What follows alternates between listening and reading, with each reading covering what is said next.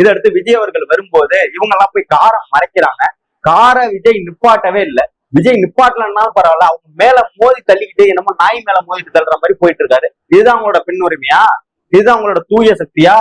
இதுதான் அவங்களோட ஆட்சி அமைக்கிற முறையா? இதுதான் மாற்று கட்சியா? நீங்க தான் எல்லாருக்கும் மாற்று கட்சியா வர போறியா? இதெல்லாம் கேட்பாங்களா கேட்க மாட்டாங்களா? பெண்ணுக்குரிய உரிமை வழங்கலாம்னு சரி, ஒரு நாய் மாதிரி இப்படிதான் அடிச்சு போட்டு நீங்க மட்டும் போயிட்டே இருப்பீங்களா? ஏதாவது ஆனிச்சுன்னா என்ன பண்ணுவீங்க? அதுக்கு திமுக அரசு எங்களுக்கு போலீஸ் பாதுகாப்பு கொடுக்கல, என்னோட பெண் நிர்வாகியை தூண்டி விட்டாங்க அப்படின்னு சொல்றதுக்கா? தாவேக்காவுக்கு என்னோட உழைப்ப 2 வருஷமா நான் அர்ப்பணிச்சிருக்கேன் அப்படின்லாம் சொல்றாங்க. அந்த அஜிதா அவர்களுக்கு பதவி கொடுக்காம ஏமாத்தி விஜய் பெண்ணுங்கிறதுனால வேற ஒரு ஆளுக்கு கொடுக்குறாங்க. அதாவது எதிரிகளை உங்களால சமாளிக்க முடியாது அப்படின்னு நீங்க சொல்றீங்களா? ஜெயலலிதா மேடம் அப்படி செயல்பட்டாங்க இப்படிப்பட்டாங்க, அதுவும் பெண்ணு தானே ஜெயலலிதா வரணும்.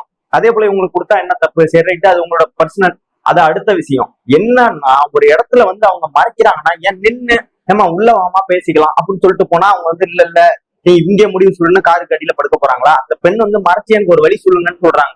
ஏன்னா உள்ள விட மாட்டேங்கிறாங்க நிர்வாகிகள்.